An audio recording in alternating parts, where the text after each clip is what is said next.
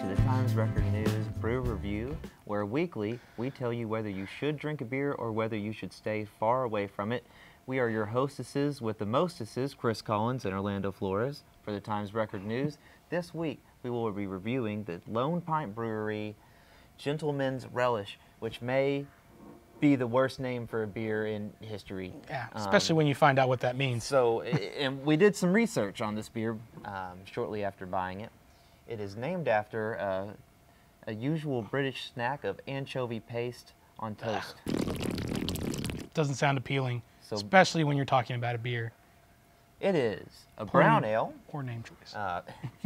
Really poor, Poor name name choice. choice. It's a brown ale with Morris and dark crystal malts, also some chocolate malts in there. Some English hops, is nothing more specific than that in there. This is 6.2% alcohol by volume and 28 international bitterness units, which means it should be pretty palatable. Are you ready? I think so. Let's do I this. think I'm ready to taste this and See if find out if it lives up to the name. See if we get some notes of anchovy. Maybe we'll be blown away. They're a brewery from Texas, so I'm definitely willing to give them the benefit of the doubt. Right. This is in Montgomery County, Texas, which is near Houston in East Texas. So we do want to try our Texas breweries. That's a nice head. It does have a nice color.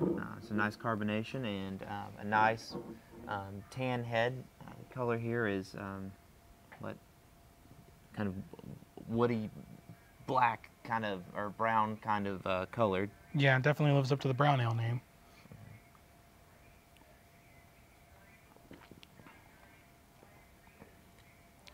I gotta be honest, I'm not tasting any notes of the chocolate or any of the other stuff that you mentioned. It's just kind of honestly tastes like an ale. It's got a little bit more maltiness than any of the other ales that we've tried. Like, we tried the Good Juju the other week, and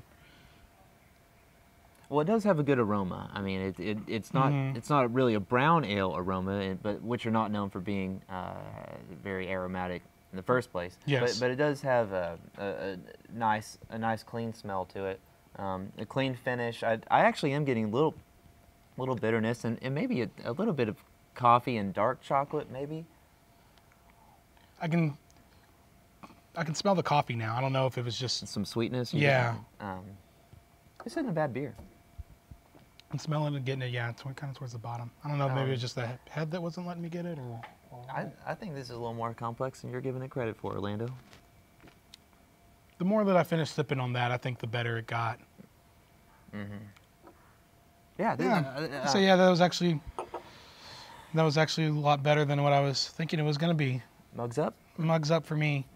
Me So too. I think it surpasses the name. It gets past the name. Don't let the relish dissuade you from. Don't let the relish dissuade you from this one. This is a good beer, and I recommend getting it. So yeah, no, I think I'm just like last time. I think I'm going to take a little bit more of it, take it in a little more. It's greedy, man. It's greedy. Not too much. There's a fly on my nose in the middle of filming this.